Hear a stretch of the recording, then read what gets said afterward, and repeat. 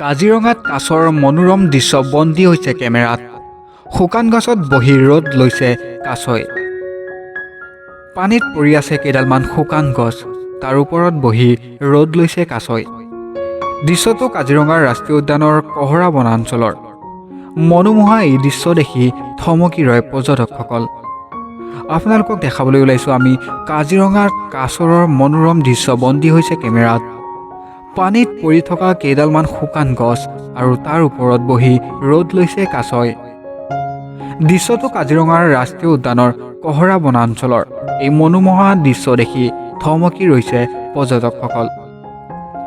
শীতৰ দিনকেইটাত নিয়মীয়াভাৱে পৰ্যটকে কাছ দৰ্শনৰ সুযোগ লাভ কৰাৰ বাবেই এলেকাটোৰ নাম হৈছে কাছ ওলোৱা এলেকা।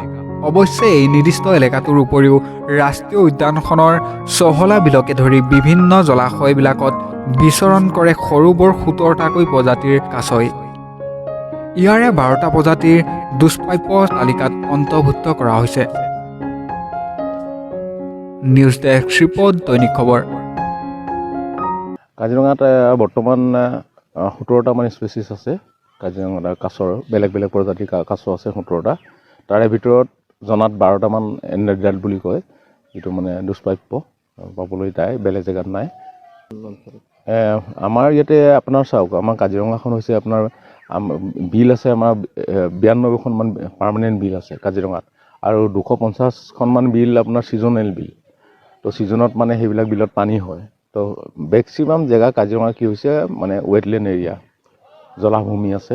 তো জলাভূমিত ডেফিনেটলি আপোনাৰ প্ৰতিখন জলাভূমিতে আপোনাৰ কাছ পোৱাই যায়।